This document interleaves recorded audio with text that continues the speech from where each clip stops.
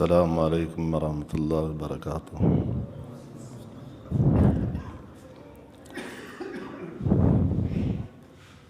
الحمد للہ رب العالمین،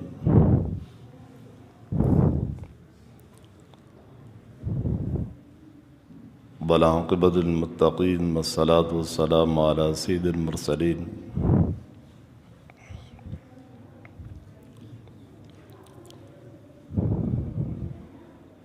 اما بعد فاعوذ باللہ من الشیطان الرجیم۔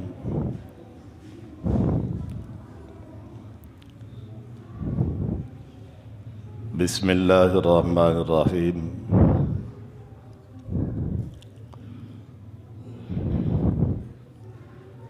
قد افلح المؤمنون۔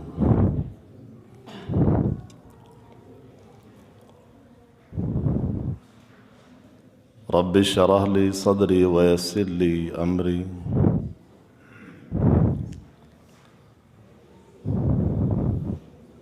واحلل عقدۃ من لسانی یفقہوا قولی۔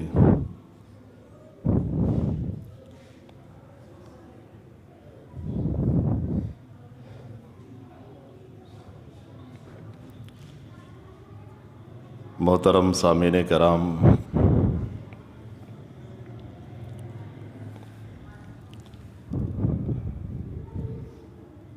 آج کے اس درس میں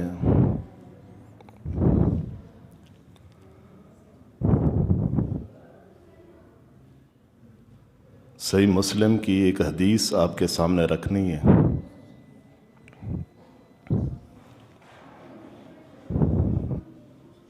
اس دعا کے ساتھ کہ اللہ رب العالمین ہم سب کو سننے سنانے کے بعد عمل کی توفیق دے۔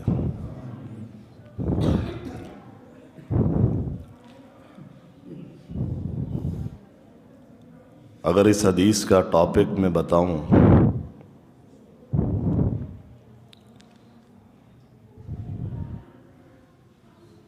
تو اللہ کے رسول صلی اللہ علیہ وسلم نے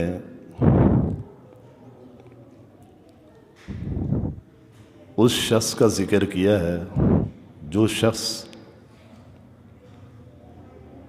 کامیاب ہے۔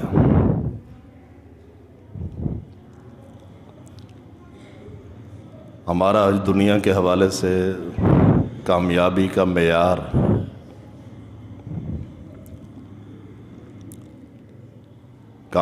کامیابی کا کرائٹیریا اپنا ہے،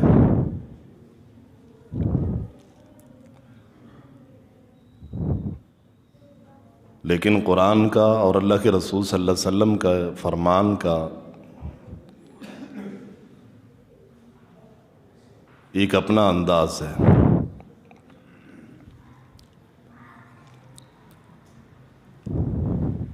صحیح مسلم کی روایت ہے، عبداللہ بن عمر رضی اللہ عنہما اس حدیث کے راوی ہیں۔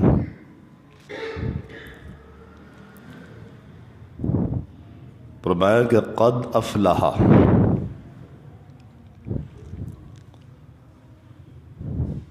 یقیناً وہ شخص کامیاب ہو گیا۔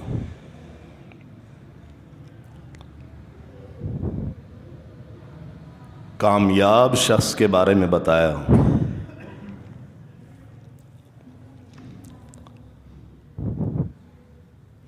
کون شخص؟ فرمایا کہ من اسلم،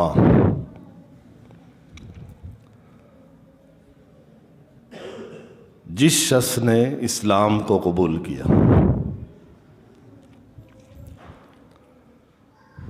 جس کی زندگی میں اسلام ہے، اسلام کے مطابق زندگی گزارتا ہے، وہ شخص کامیاب ہے۔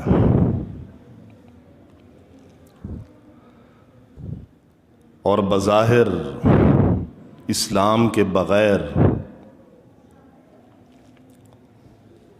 جتنی اچھی کوئی زندگی گزار رہا ہو، حدیث کی روشنی میں وہ کامیاب نہیں ہے۔ بظاہر جتنی اچھی ہو، آپ صلی اللہ علیہ وسلم کی زبانی من اسلم، قد افلح من اسلم، یقیناً وہ شخص کامیاب ہے جو اسلام قبول کر چکا ہے، اسلام کے ساتھ زندگی بسر کرتا ہے۔ پہلی صفت یہ بتائیے، اور دوسری بتائیے کہ وَرُزِقَ کِفَافًا، اسلام کے بعد اس کے پاس بقدر ضرورت رزق بھی موجود ہے۔ بروزق کفافاً، اس کے پاس اللہ نے اس کو رزق بھی دیا ہے اتنا جتنا اس کو ضرورت ہے۔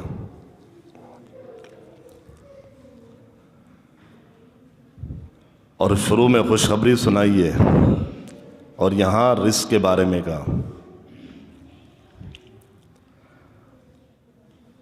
اللہ تعالیٰ بقدر ضرورت جس کو رزق عطا کر دے، اس سے اچھی بات اور کیا ہو۔ یہاں پر تھوڑی سی بات یہ کہوں گا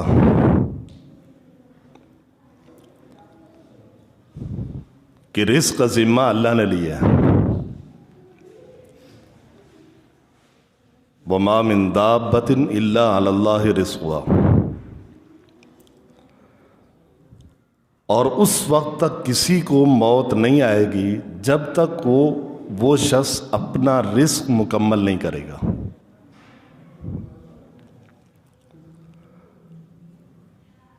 اسی لیے اس غزوہ تبوک کے موقع پر آپ صلی اللہ علیہ وسلم نے فرمایا تھا کہ لوگوں،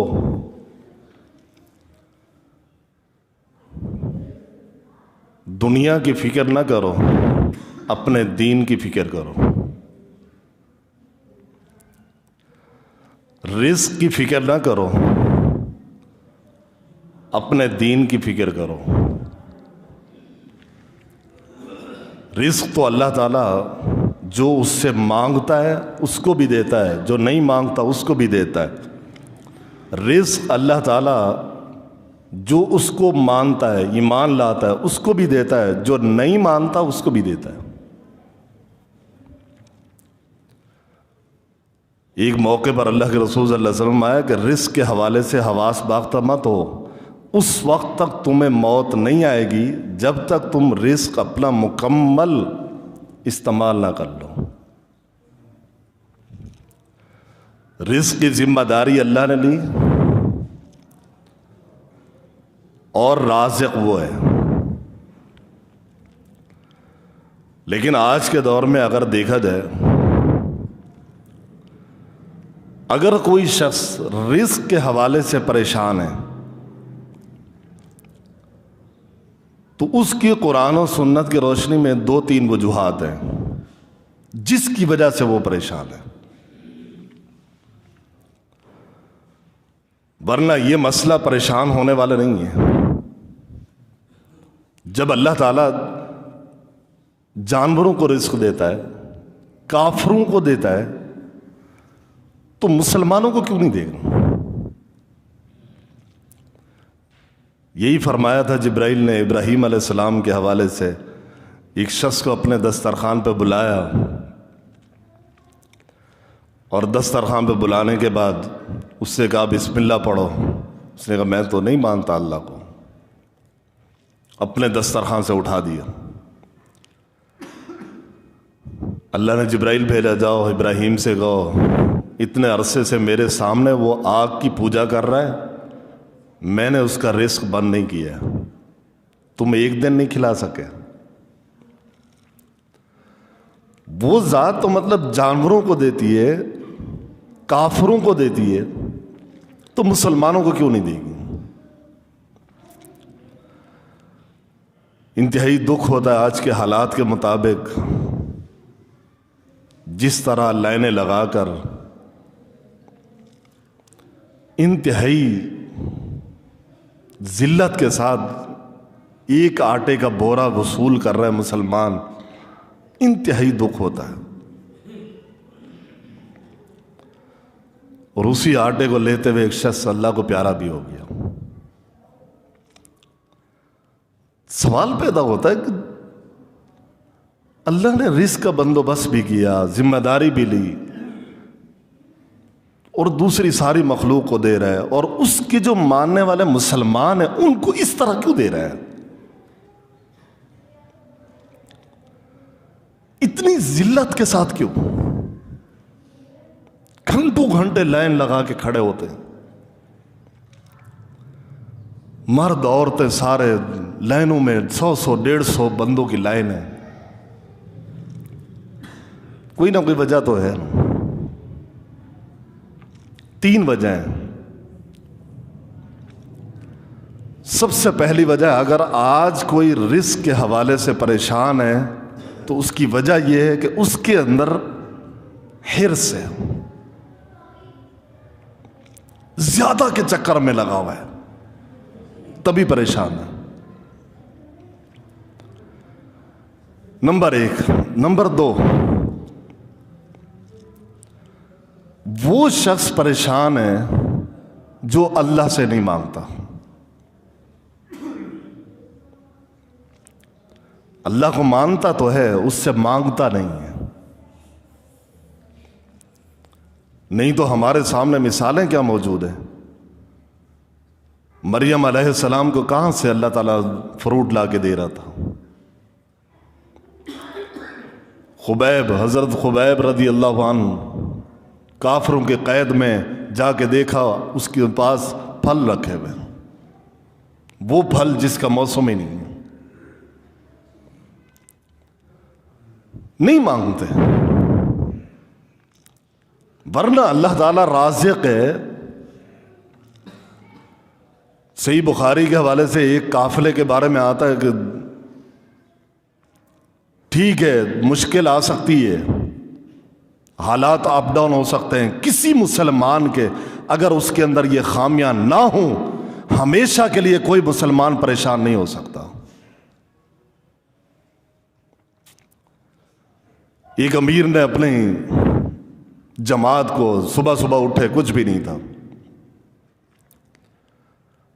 کھجور کو 2 ٹکڑے کر کے پوری فوج میں بانٹ دیے۔ دوپہر ہوئی، کچھ بھی نہیں ہے، وہی گٹھلیاں جمع کروائیں، ایک ایک گٹھلی دکھا، اس کی کو منہ میں رکھ لو، اس کے علاوہ کچھ بھی نہیں ہے۔ اللہ تعالیٰ نے مچھلی کو حکم دیا، سمندر سے ایک مچھلی نکلی ان کے لیے، اتنی بڑی مچھلی تھی کہ اس کے کانٹے کے نیچے سے اونٹ گزر جاتا تھا۔ 18 دن انہوں نے کھایا، مدینے میں آئے تو تب بھی باقی تھی، لیکن کسی نے یہ جملہ نہیں کہا کافر تو اتنا کھا رہے ہیں، ان کو تو اتنا ملا ہوا ہے، ہمیں کچھ نہیں مل رہا۔ عارضی طور پر مشقت آ سکتی ہے مسلمان کے لیے، ہمیشہ کے لیے کوئی مسلمان پریشان نہیں رہ سکتا اس حوالے سے، اگر اس کے اندر یہ خامیاں نہ ہوں۔ حرص کی وجہ سے پریشان ہوگا، اور اللہ سے نہیں مانگے گا تب بھی پریشان رہے گا۔ اور جب تک اللہ سے مانگتے تھے اللہ تعالیٰ ایسے بندوبست کرتا تھا انسان کے وہم و گمان میں بھی نہیں ہوتا تھا۔ صحیح بخاری کی روایت، مسند احمد کی روایت ہے، آپ صلی اللہ علیہ وسلم کے زمانے میں ایک فیملی، باپ گھر میں آیا، کھانے کے لیے کچھ نہیں ہے، کھانے کے لیے کچھ نہیں ہے، بیوی نے کہا بچے بھوکے ہیں، کھانے کے لیے کچھ بھی نہیں ہے۔ خرج من البریہ، یہ تو ایک باپ جانتا ہے ان جذبات کو کہ گھر میں بچے بھوکے ہیں، گھر میں کچھ بھی نہیں ہے، گھر سے باہر نکل گیا۔ بیوی نے کہا کچھ لینے گیا ہوگا، چکی کو صاف کیا کہ کچھ لے کر آئے گا، روٹیاں بناؤں گی، بچوں کو کھلاؤں گی۔ چکی کو صاف کرنے کے بعد تنور کی طرف گئی، صرف ایک جملہ کہا، ایک جملہ، اللہم ارزقنا، اے اللہ ہمیں رزق دے، ایک جملہ کا۔ مجھے سمجھ میں نہیں آتی ہماری اتنی لمبی لمبی دعائیں کہاں جا رہی ہیں. ایک جملہ اسی وقت چکی چلنا شروع ہو گئی. تندور میں لکڑیاں ڈالی کہ اللہ نے آٹے کا بندوبست کر دیا ہے, روٹیاں لگاؤں, بچوں کو کھلاؤں. وہاں لکڑیاں جلائیں, اس کے بعد جا کے تندور دیکھا تو وہ روٹیوں سے بھرا ہوا ہے. وہ صحابی واپس آئے, پورا واقعہ سنایا, اور صحابی نے آپ صلی اللہ علیہ وسلم کے پاس جا کر پوری کہانی سنا دی. آپ صلی اللہ علیہ وسلم آیا کہ وہ آٹا کہیں صاف تو نہیں کر دیا؟ کہا وہ تو ہم نے صاف کر دیا. آپ صلی اللہ علیہ وسلم آیا کہ اگر یہ آٹا تم صاف نہیں کرتے, قیامت تک اللہ تعالیٰ تمہیں اسی چکی سے آٹا دیتا رہتا. یہ ہے اللہ سے مانگنا. آج اگر کوئی شخص پریشان ہے تو اس کی وجہ یہ ہے کہ اس مالک سے مانگنا چھوڑ دیا اس نے. یہی کہا تھا عمر بن عبدالعزیز نے. آج ہم اپنی نسلوں کو اور اپنے بچوں کو ہنر اور ڈگریاں اور یہ سارا کچھ دے کر جاتے ہیں, لیکن صرف ایک چیز نہیں دے رہے, اللہ سے مانگنا نہیں سکھا رہے. عمر بن عبدالعزیز کو ایک شخص نے تانا دیا تھا کہ آپ کے بچے انتہائی قسم پرسی کی حالت میں رہتے ہیں, 1000 اشرفیاں لے لو, اپنے بچوں پہ خرچ کرو. کہا مجھے ضرورت نہیں ہے, میں نے اپنے بچوں کو اللہ سے مانگنا سکھا دیا ہے, اگر اس سے مانگتے رہیں گے اللہ تعالیٰ کبھی بھی ان کو رسوا نہیں کرے گا. اس کے بعد کیا کہتے ہیں, تاریخ نے دیکھا جو اشرفیاں دینے کے لیے آیا تھا ان کی نسلیں ہر جمعے مسجد کے باہر کھڑے ہو کر بھیک مانگتی تھیں, اور عمر بن عبدالعزیز کی اولادیں ہر جمعے پورے 100 اونٹ اللہ کے راستے میں وقف کرتے تھے. ڈگریاں دیں, ہنر دیں, سب کچھ دیں, ضرورت ہے, لیکن اپنی نسلوں کو, اپنی اولادوں کو رب سے مانگنا سکھا دیں. دوسری وجہ جو رزق کے حوالے سے ہم پریشان ہیں, اس کی وجہ یہ ہے ہم مانگتے نہیں ہیں. موسیٰ علیہ السلام نے صرف ایک دعا کی تھی چھوٹی سی, بندہ قتل ہو گیا, فرعون کے علاقے سے نکل گئے, ایک جملہ کا رب انی لما انزلت الی من خیر فقیر, اے میرے رب جو تم مجھ پر نازل کرے میں اسی کا محتاج ہوں, مجھے اسی چیز کی ضرورت ہے. اب یہ دعا کی, اس کے بعد آپ جائیں موسیٰ علیہ السلام کا واقعہ پڑھیں. اس کے بعد اللہ تعالیٰ نے گھر بھی دیا, نوکری بھی دی, گھر والی بھی دی. شعیب علیہ السلام کے داماد بن گئے, پورے 8-9 سال تک وہاں رہے. سارا اللہ نے بندوبست کر دیا, کچھ بھی نہیں تھا, اپنے علاقے سے نکل گئے تھے. تو لہذا اللہ سے مانگنا سیکھیں. جب اللہ تعالیٰ کافروں کو دے رہا ہے, جانوروں کو دے رہا ہے, مسلمانوں کو کیوں نہیں دے گا؟ ان کو تو بالاولا دے گا. لیکن یہ وجوہات نہ ہوں. پہلی وجہ ہے حرص, جس کی وجہ سے پریشان ہے. دوسری وجہ اللہ سے نہ مانگنا. اور تیسری وجہ کچھ ایسے گناہ ہیں ہمارے معاشرے میں جن کی وجہ سے ہماری روزی, ہمارا رزق تنگ ہو جاتا ہے. اگر وہ گناہ نہ ہوں تو ہمارا رزق اور روزی کبھی تنگ نہیں ہوگی. جائیں پڑھیں, رزق کی وسعت والے اسباب بھی پڑھ لیں, تنگی والے اسباب بھی پڑھ لیں. جو رزق میں تنگی پیدا کرنے والے اسباب ہیں آج مسلمانوں کے اندر موجود ہیں. ورنہ تو اللہ کے رسول صلی اللہ علیہ وسلم نے فرمایا تھا وَرُزِقَ کِفَافًا، کامیاب شخص وہ ہے جس کو بقدر ضرورت رزق مل جائے، وہ کسی کا محتاج نہ ہو۔ اور آپ صلی اللہ علیہ وسلم کی ایک اور حدیث ہے، فرمایا من اصبح منکم اليوم، تم میں سے اگر کوئی شخص صبح کرتا ہے اور صبح اٹھتے ہی اس کے پاس 3 نعمتیں موجود ہیں، سمجھ لو دنیا کی ساری نعمتیں اس کے پاس موجود ہیں۔ 3 نعمتیں کون سی ہیں؟ معافی فی جسدی، آمنا فی سربی، عند قوت یومہ۔ صبح اٹھا ہے، اس کے پاس صحت موجود ہے۔ نمبر 2، اس کو کوئی خوف نہیں ہے۔ نمبر 3، اس کے پاس 1 دن کھانا ہے، 1 دن کا۔ حیزت لہ الدنیا، آپ صلی اللہ علیہ وسلم اس کے پاس ساری نعمتیں موجود ہیں۔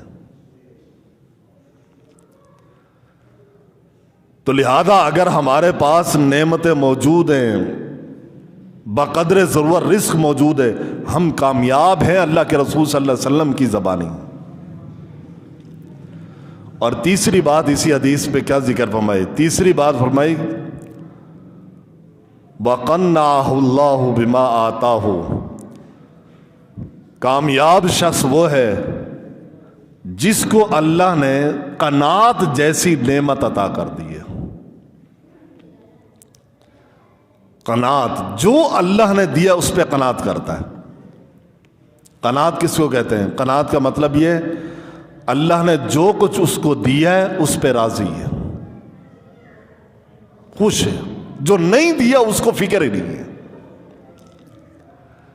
اس کی فکر میں مبتلا نہیں ہے، پریشان نہیں ہے، ناشکری نہیں کرتا، اللہ کے گلے شکوے نہیں کرتا۔ جتنا رب نے دیا ہے اس پہ خوش ہے، اس کو کہتے ہیں قناعت۔ آپ صلی اللہ علیہ وسلم نے فرمایا کہ یہ 3 نعمتیں جس کے پاس ہیں قد افلح، یہ شخص کامیاب ہو گیا۔ اور اگر ہم میں سے کسی کے پاس یہ 3 نعمتیں تو اپنے آپ کو کامیاب انسان سمجھیں، رسول کی زبانی۔ اور پھر یہ جو افلاح لفظ ہے اس کی لفظی معنی ہے کامیاب، لیکن امام قرطبی نے اس کا ترجمہ یوں کیا کہ یہ افلاح، یہ کامیابی جو ہے یہ حقیقی معنی میں دنیا میں کسی کو مل ہی نہیں سکتی ہے، کیونکہ یہ افلاح کا جو لفظ استعمال ہوتا ہے اس کا مطلب ہوتا ہے الظفر بالمطلوب والنجات من المرہوب، کہ ہر خواہش پوری ہونا اور اس کو کسی قسم کا ڈر نہ ہونا، یہ کامیابی دنیا میں کسی کو بھی نہیں مل سکتی۔ یہ کامیابی ملے گی جنتی لوگوں کو کہ وہاں انسان کی ہر خواہش پوری ہوگی اور کوئی ڈر نہیں ہوگا۔ تو اللہ کے رسول صلی اللہ علیہ وسلم نے اتنی بڑی خوشخبری دی ہے کہ جس کے پاس اسلام ہے، جس کے پاس اللہ نے حلال رزق دیا ہے، قناعت دی ہے، وہ دنیا میں بھی کامیاب ہوگا اور آخرت میں بھی کامیاب ہوگا۔ اسی لیے جنتیوں کے بارے میں آتا ہے الحمدللہ الذی اذھب عنا الحزن ان ربنا لغفور شکور۔ جنتی جنت میں جانے کے بعد کہیں گے دنیا میں کسی کی خواہش پوری نہیں ہو سکتی، ہر خواہش پوری نہیں ہوتی، اور یہاں ڈر بھی ہے۔ زندگی ہے تو موت کا ڈر ہے، جوانی ہے تو بڑھاپے کا ڈر ہے، صحت ہے تو بیماری کا ڈر ہے۔ یہاں یہ فلاح کسی کو حاصل نہیں ہو سکتی۔ اصل فلاح آخرت کی ہے۔ اس لفظ کو کی تشریح امام قرطبی نے یہ کی ہے، اور قرآن کی آیت میں بھی ہے کہ وہ جنتی جنت میں جانے کے بعد اللہ کی تعریف کریں گے، اللہ تیری ساری تعریفات ہے، تو نے ہم سے غم کو دور کر دیا، تو ہمارا رب ہے، معاف کرنے والا قدردان ہے۔ الذی احلنا دار المقامت من فضلی، اے اللہ تو نے ہمارے لیے حلال کیا اپنے فضل سے ہمیشہ کا مقام لا یمسنا فیہا نصب ولا یمسنا فیہا لغوب، اور ہمارے لیے اس میں نہ کوئی مشقت ہوگی اور نہ کوئی تھکاوٹ ہوگی۔ حقیقی کامیابی تو جنت میں حاصل ہونی ہے، لیکن صفات آپ کو یہ بتا دی ہیں پہچاننے کے لیے کہ دنیا میں اگر آپ پہچاننا چاہتے ہیں ہم کامیاب ہیں یا نہیں ہیں تو یہ 3 صفات دیکھ لیں، اور یہ صفات موجود ہیں تو انشاءاللہ آپ دنیا میں بھی رسول کی زبانیں کامیاب ہیں اور انشاءاللہ آخرت میں بھی کامیاب ہوں گے۔ اللہ تعالی ہم سب کے اندر یہ 3 صفات پیدا فرما دے۔ جو سنایا اللہ تعالی ہم سب کو عمل کرنے کی توفیق دے۔ وما علینا الا البلاغ المبین۔ ابھی انشاءاللہ ترجمے کی کلاس ہوگی جو